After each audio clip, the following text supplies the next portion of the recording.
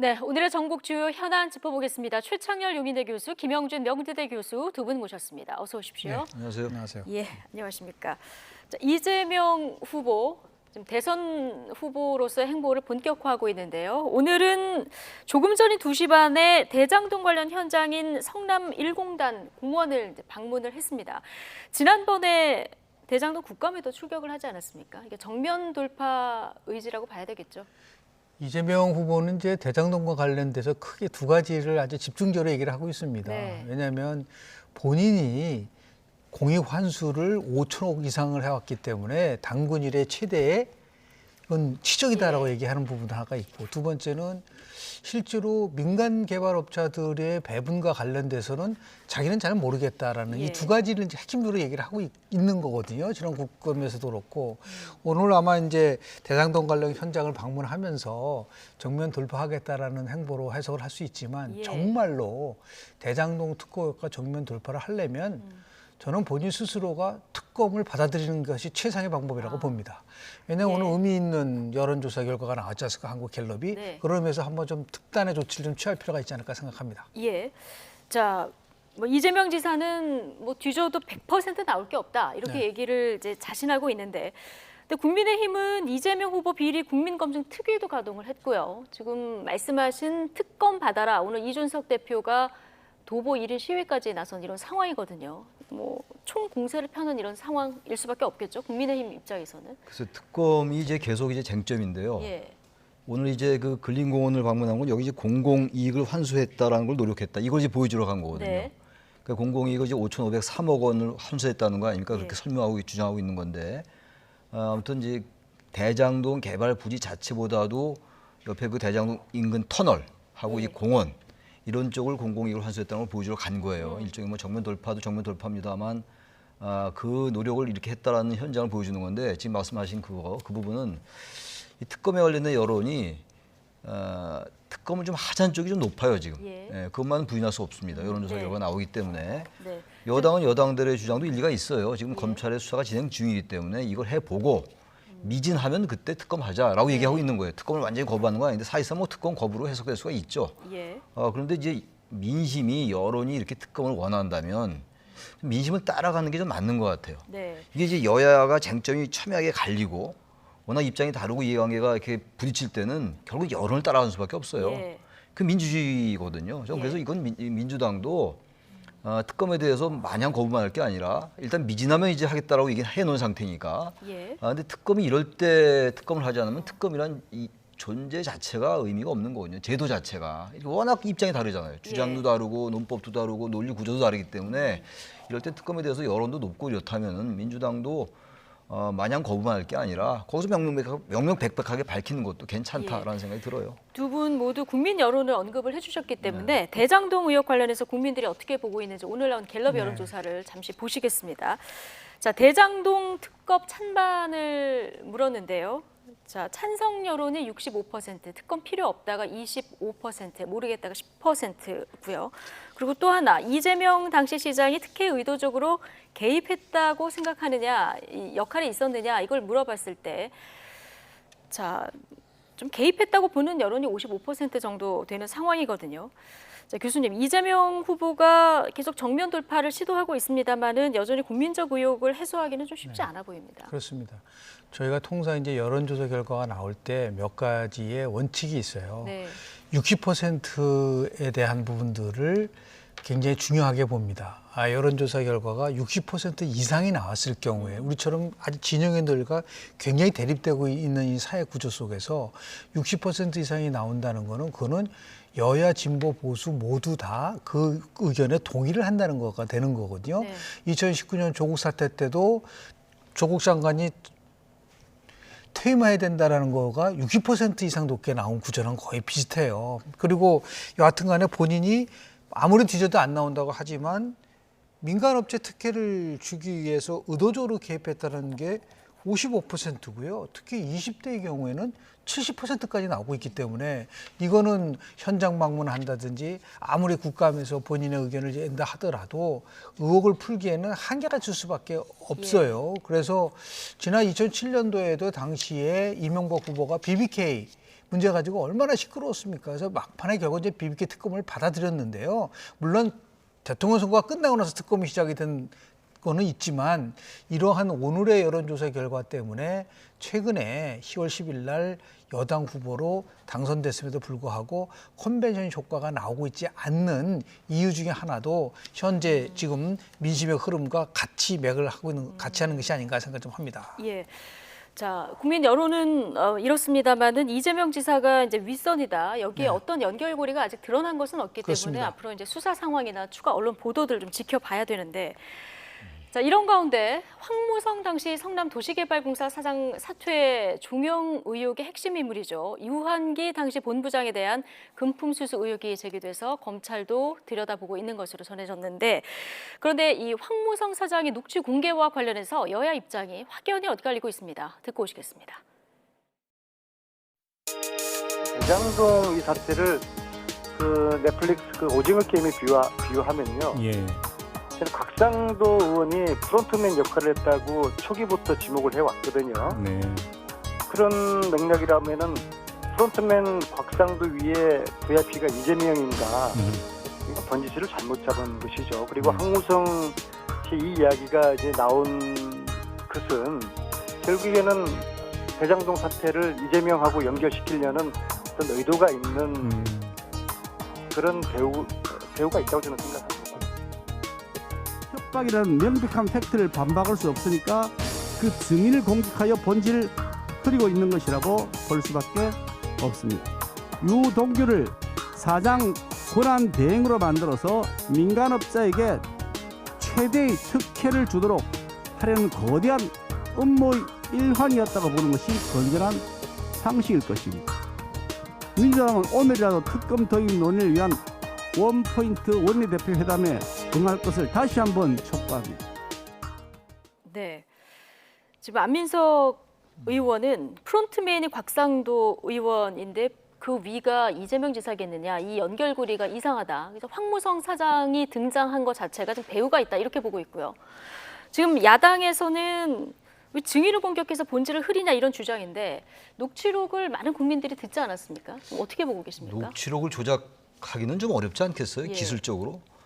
그 내용을 내용을 다 아시겠습니다만 거기 정 실장이라는 사람과 이 시장님이라는 단어가 많이 나온단 말이에요.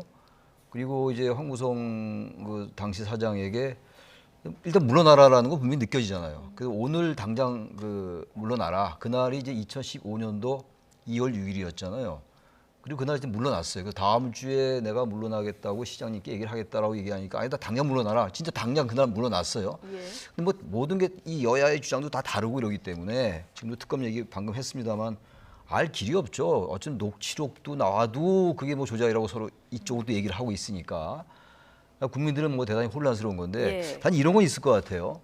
어떤 얘기가 나왔거나 어떤 뭐 녹취가 나오건 진술이 나오건 이게 뭐 조작 내지는 다른 의도를 가지고 얘기하는 것인지 아니면 정황이라든지 앞뒤 맥락이라든지 심증으로 볼 때 아 이건 정말 이 사람 말이 맞겠구나. 예. 이건 유권자들의 판단의 몫이에요. 이건 정치적인 문제이겠죠.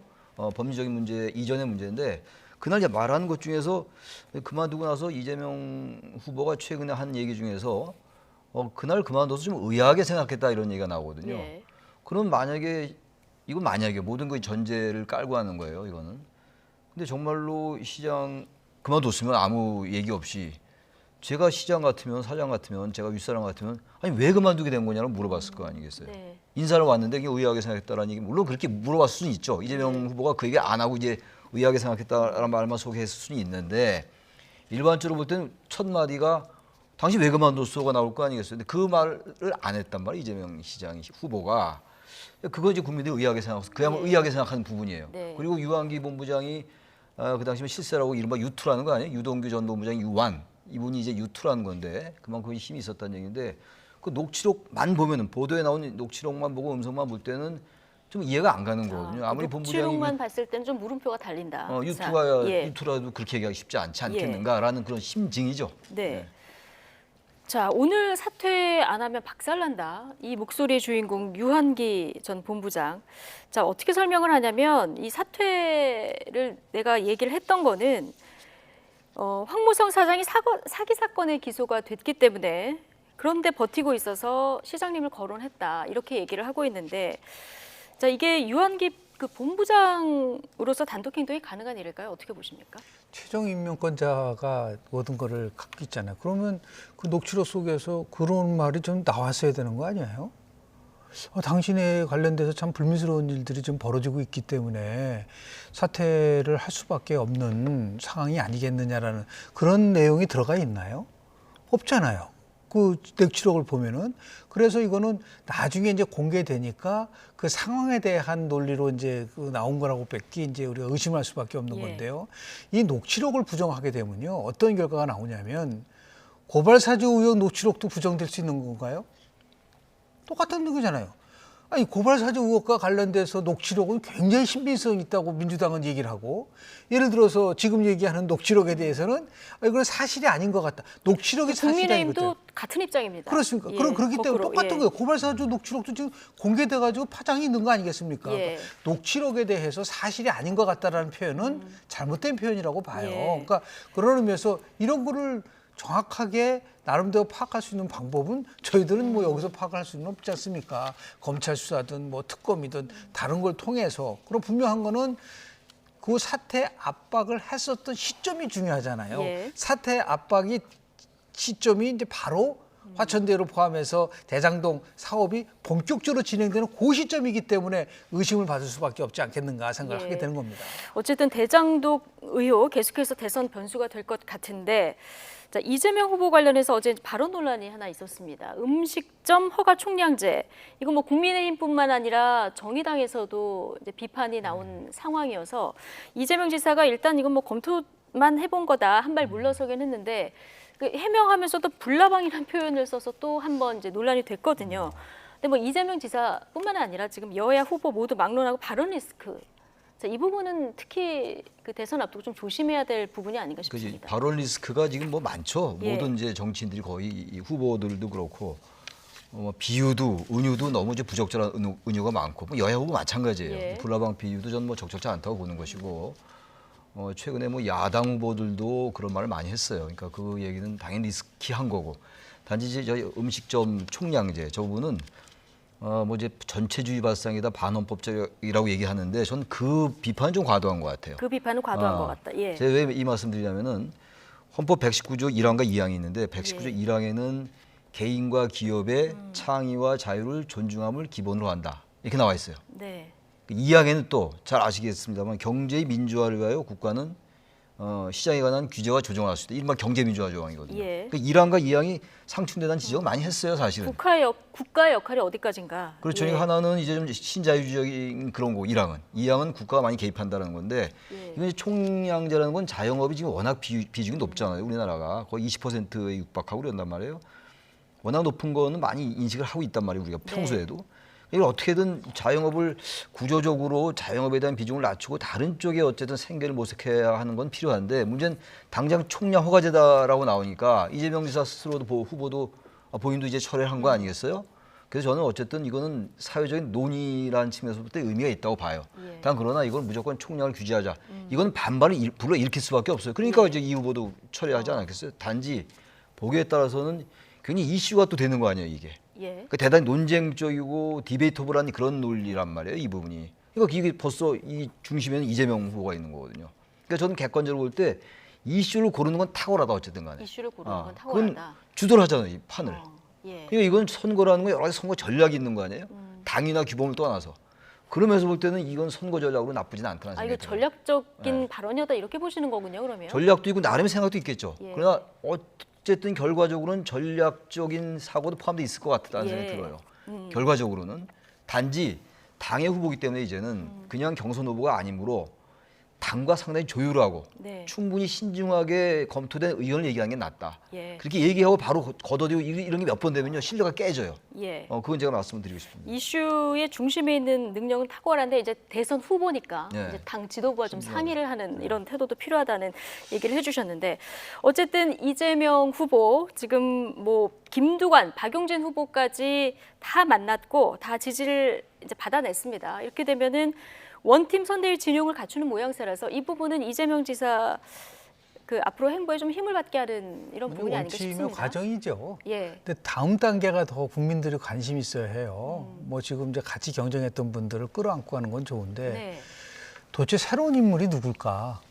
그렇지 않습니까? 나온 사람이 계속 나오지. 저런 분이 이재명 후보랑 같이 하는구나라고 하는 그런 식의 확장성을 갖고 있는 원팀이 돼야지. 제가 얘기하는 뭐 예를 들면 어떤 분을 생각해 그러니까 뭐 볼수 있을까요? 사회에서 이제 그동안 예. 정치 활동하지 않았지만은 뭐 이재명 후보를 지지하기 때문에 뭐 새롭게 영입되는 분들도 계실 거란 말이에요. 예. 그런 분들이 좀 부각됐으면 좋을 거 생각이 좀 들고요. 다만 조금 이제 최 교수님 말씀하신 것처럼 전략적 차원에서 한 거라는 것은 저는 그렇게 보지 않아요. 저는 예. 이재명 후보의 신념이라고 봅니다. 왜냐하면 수락 연설을 보면은 두 번째 어떤 나라를 만들겠다고 하면서 국가 주도의 강력한 경제 정책을 피겠다는 말이 나와요. 이번에 음식점 총량제가 그와 맥을 딱 같이 합니다. 국가, 지금 우리나라는 24% 정도가 자영업자예요. 일본 13%고 미국은 7%밖에 안 됩니다. 그런데 왜 우리나라가 이렇게 높냐? 거기에 대한 거가 진단이 중요한데 무조건 총량제를 해가지고서 이거를 규제를 하겠다고 하는 것은 잘못된 방향일 수도 있고 잘못된 전략인 거예요. 예를 들어서 노동의 유연성이 없기 때문에 예를 들어서 자영업자들이 많아진다든지요. 사회적으로 위계 질서가 너무 강하게 될 경우는 내가 혼자서 벌겠다라고 이러한 요인들에 대한 얘기를 하면서 뭔가 새롭게 자영업으로 가지 않더라도 일자리를 얻을 수 있는 그 방식에 대해서 논의하겠습니다. 그렇게 해야지 정상적인 것이죠. 이렇게 국가가 모든 것을 다 주도한다고 했을 때 올 수 있는 통제 경제의 위험성이 있기 때문에 이거는 절대로 전략으로 택해서는 안 되는데 지금 논쟁이 되니까 이재명 후보가 이거는 뭐 공약 차원이 아니라다가 또 조금 시간이 지나니까 이거 한번 좀 논쟁을 좀 해야 되보지 않겠냐 이렇게 자꾸만 왔다 갔다 하고 있기 예. 때문에 이거는 제가 볼 때는 빨리 매듭을 질 필요가 있지 않을까 생각을 좀 합니다. 경제 활동에 있어서 이제 국가의 역할, 또 민간의 역할, 이게 이제 여당과 야당의 시각차가 좀 큰 부분이라서 아마 야당 후보가 확정이 돼서 여야 후보 간의 토론이 이루어지게 되면 이 부분에 대한 아마 토론도 많이 진행이 될 것 같고요. 자, 이쯤에서 최근 나온 여론조사 한 가지 보겠습니다. 사자 가상 대결 여론조사인데요. 자, 지금 보시면 대선 그 가상 대결에서 보시면 이재명 후보가 윤석열 후보한테도 앞서고요. 이것뿐만이 아니라 쭉 보시면 야당 누구와 붙어도 이제 이기는 여론조사 결과가 오늘 나온 여론조사는 그렇거든요. 이게 뭐 매일 조사 방식이나 날짜에 따라서 엎치락뒤치락 합니다만은 어떻게 보고 계십니까? 실제로 보면 지금 조사는 뭐 잘 아시다시피 4개의 여론조사 업체들이 네. 같이 함께 하는 건데요. 이 방식은 가상번호를 이용하는 전화 면접 방식입니다. 예. 근데 이 전화 면접 방식을 하면은 항상 이재명 후보가 높게 나와요. 네. 그러나 이 이전에 뭐 리얼미터 오마이뉴스는 ARS로 조사를 하는 예. 여기서는 또 윤석열, 홍준표 후보가 굉장히 높게 나옵니다. 그러니까요. 예. 그래서 어떤 수치를 가지고 우리가 평가를 하면 좀 어렵고요. 저는 그래서 여론조사를 볼 때 추세를 보는 거죠. 근데 추세를 볼 때 지금은 앞서지만 예. 오히려 이재명 후보는 엄밀하게 따지면 10월 10일 날 여당의 대선 후보를 했으면 컨벤션 효과가 나와야 되는데 예. 지금 30%대에서 딱 박스권에서 전혀 움직이고 있지를 않고 있는 부분들이 더 민주당 후보로서는 경계해야 될 부분이고요. 지금 야당 후보는 정권 교체를 해야 되겠다는 비율이 10% 이상 더 높게 나오는데 왜 가상 대결하면 저렇게 지는 거가 나오느냐. 이것도 여전히 그는 국민의힘의 위기다. 그러니까 그렇죠. 민주당도 위기고 예. 국민의힘도 위기고 그 틈을 지금 얘기하는 제3지대 후보들이 생각보다 굉장히 높게 나오는 거예요. 예. 보십시오. 6%, 8% 정도 나온다고 하면 합쳐보세요. 저게 14% 정도 되는 거 아니겠습니까? 15% 되는 거 아니겠습니까? 굉장히 높죠. 교수님 48대 그런 50. 말씀 나왔으니까 네. 지금 여야가 아니라 제3지대에 있는 후보의 이번 대선에서의 영향력 다른 때와 다르게 저는 많이 굉장히 파괴력이 있을 거라고 저는 봅니다. 독자적으로도 파괴력이 있습니까? 독자적으로는 아니면 힘들어요. 힘을 합칠 대한민국에서 제3후보가 독자적으로 해서 승리한 거는 아마 제가 볼 때 2017년도 마크롱 후보가 독자적으로 나가서 이긴 거 이외에는 네. 그 대신 영향력인 측면. 보십시오. 영향력, 92년도에 예. 정주영 후보가 16.2%를 얻었고 그리고 97년에 이인재 후보가 19.2%를 얻었지만 결국은 제3정당이 갖고 있는 한계가 있기 때문에 네. 뒤집는 거는 불가능하지만 제가 볼 때 이번 대선판에서는 한 5% 정도, 그러니까 만약에 특정한 후보가 제3후보와 예. 연대를 하는 세력은 이기고 연대를 하지 못하는 세력은 진다는 걸 저는 보여주는 이런 추세가 아닌가라는 결국 생각을 합니다. 진영끼리 단일화가 마지막 가장 중요한 그렇습니다. 변수다 이렇게 중요한 보시는 변수가 될 거라고 건데, 저는 봅니다. 예, 지금 여당도 위기고 야당도 위기다 이렇게 얘기를 해주셨습니다. 자, 국민의힘 경선 레이스 막바지에 접어드는데 이 관련한 여론조사도 좀 보시겠습니다. 국민의힘 후보 적합도만 보면은 최근 그 여론조사는 추이라고 하셨으니까 홍준표 후보 상승 흐름이 조금 눈에 띄는데 이게 홍준표 후보의 독자적인 지지 기반이 확대되는 측면이 강할까요? 윤석열 전 총장 그 발언 리스크 반사이익을 봤다고 해야 될까요? 반사이익이 좀 크다고 봐요. 예. 최근에 그 전두환 시대 미화 발언 그리고 그 이후에 사과, 부적절한 사과 논란 이런 것들이 아주 전 결정적이라고 생각합니다. 기본적으로. 결정적이다. 예. 그리고 예. 홍준표 후보는 지금 이제 이게 다른 여론조사들이 결과가 많이 달라도 2030에게 지지를 받는 건 확실해요. 윤석열 후보에 비해서 60대 이상은 윤석열 후보에 대한 지지가 많고, 그 되게 일반적으로 이제 분석하는 게 당심은 윤 후보가 높다라는 것이고, 이 일반 여론조사의 민심은 이제 홍 후보가 좀 높다 이런 얘기잖아요. 근데 뭐 경선 며칠 안 남았어요. 1일날 바로 이제 저기 모바일 투표 들어가거든요. 오늘 29일이고. 네. 근데 지금 이제 홍준표가 따라잡은 건 어쨌든 간에 상당히 따라붙은 거는 예. 그 이전에 비해서 그건 다 여러 가지 여론조사로 입증이 되고 있는 건데 마지막에 이제 어떻게 될지 전혀 알 수가 없어요. 예. 당심이 그야말로 쭉 이대로 갈 것인지 아니면 아무래도 이제 윤 후보의 여러 가지 리스크한 발언들이라든지 전두환 관련 발언 이런 것들에 대한 것 때문에 우려 때문에 당심도 본선 경쟁력을 생각해서 이른바 전략적 선택이 작용해서 홍 후보에게 당심이 좀 기운다든지 그건 전혀 알 길이 없는데 네. 어쨌든 대단히 박빙으로 한 것만은 맞는 것 같아요. 네. 근데 단지 이제 지난 주말에 그 중진들, 국민의힘 중진들이 합류했잖아요. 윤 후보 캠프에. 그리고 월요일인가 화요일도 초선들이 그리고 갔어요. 그리고 하태경 의원도 그랬고. 네. 그러니까 전두환 관련 발언이 있은 이후에 다 갔단 말이에요. 그렇다면 이분들이 당심 때문에 이긴다고 생각하니까 간 게 아닌가라는 그런 추론은 가능해요. 예. 그러나 이게 바람과 조직의 이게 대결 구도인 것 같은데 바람이 어떻게 작용할지 그건 전혀 알 길이 없어요 지금은. 예. 전혀 그래서 마지막에 뚜껑을 열어봐야 되는데 어쨌든 그 질문에 대한 답변은 전두환 관련 발언 그리고 그 이른바 그 사과 그 발언이 그 논란 그게 굉장히 그 컸다라는 생각이 들고 그게 반사이익을 이제 홍 후보에게 가져다 준다고 분석하는 게 전 상식이라고 생각해요. 예. 지금 민심은 홍준표 후보 상승세가 뚜렷한데 지금 말씀하신 대로 국민의힘 지지층만 띄워놓고 보면은 또 윤석열 후보 지지가 여전히 높게 나오고 있는 상황이거든요. 전체적인 여론을 어떻게 국민의힘 읽어야 될까요? 여론조사상에서 국민의힘과 책임 예. 당원과는 좀 결이 좀 달라요. 아, 결이 다르다. 네, 왜냐하면 책임 예. 당원들은 정치적 학습 능력도 뛰어나고 그리고 네. 당에 대한 충성심도 굉장히 강하기 때문에 그래서 이번에 55만 명 정도가 참여를 원래 하게 돼 있는데 투표율이 과연 얼마큼 나올지도 궁금하고요.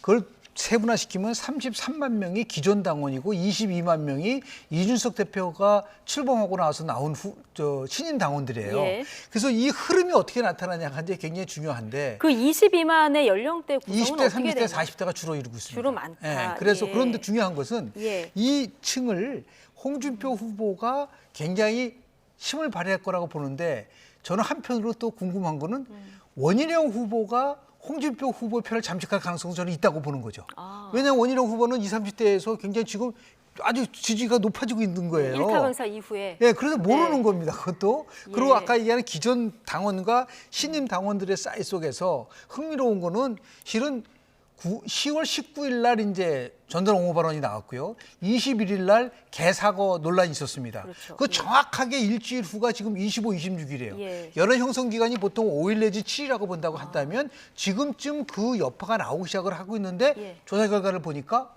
이게 지금 윤석열 후보는 떨어지고 홍준표 후보는 올라가고 있다.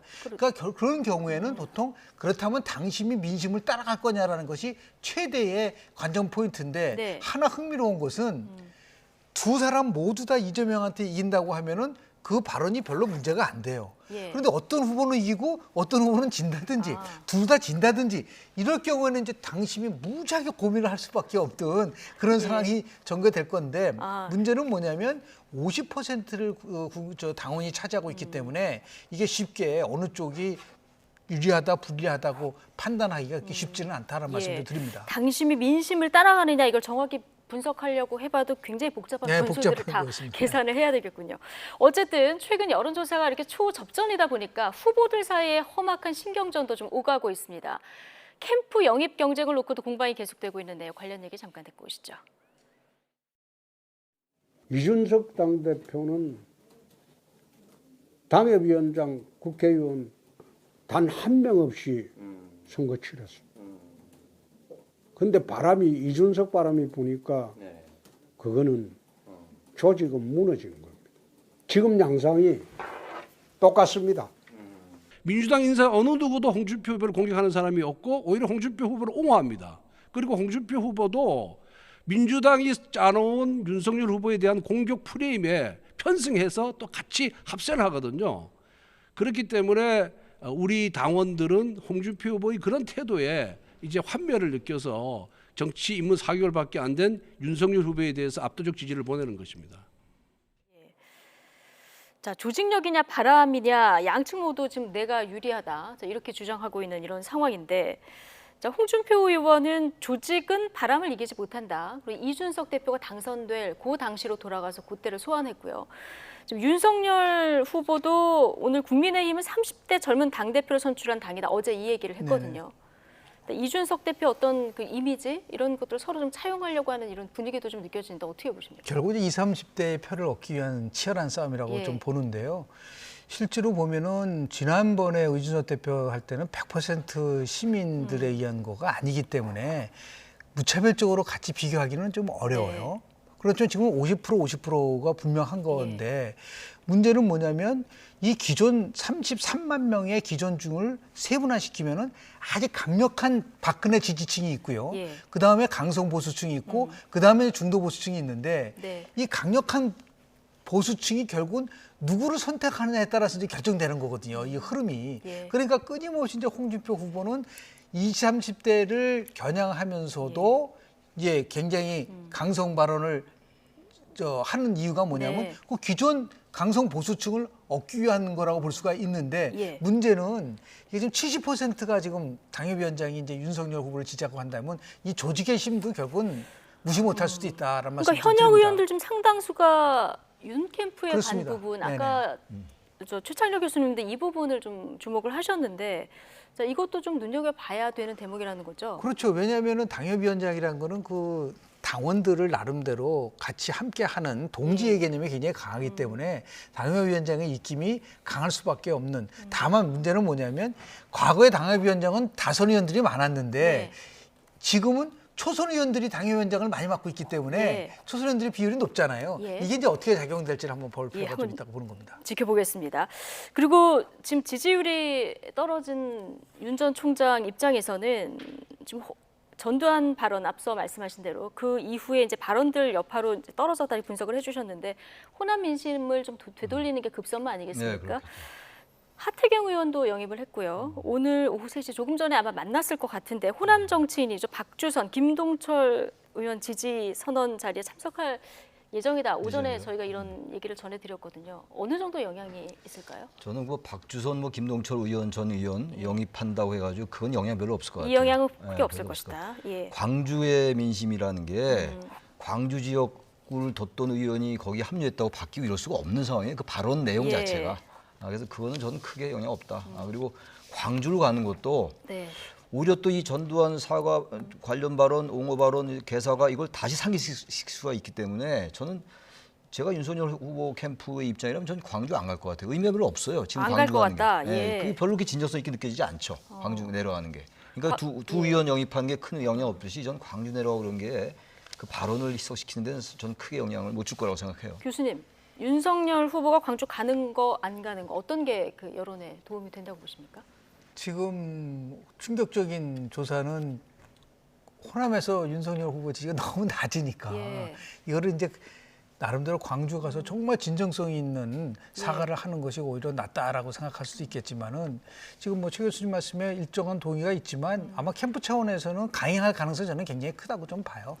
그래서 모든 면에 있어서 최선을 다하는 것을 보여줄 수밖에 없는 지금 이제 어떤 면에서 보면은 마지막 이제 싸움이기 때문에 불꽃 싸움을 할 수밖에 없는 거기 때문에 그것이 이제 또 가서 나온 발언이 또 영남 쪽에 있는 분들의 감정을 자극하면은 역효과가 나올 수 있는 부분들도 있는 거예요. 그러니까 굉장히 조심스럽지만은 뭘 일단 본인이 얘기를 했는데 광주 내려간다고 얘기를 했는데 만약에 안 간다. 그러면 그 자체로 거 봐라 역시 광주에 대한 나름대로의 푸대접이 아니라고 또 공격받을 수가 있는 부분이 있기 때문에 일단 본인이 한 약속을 지켜가는 것이 더 낫지 않을까 생각합니다.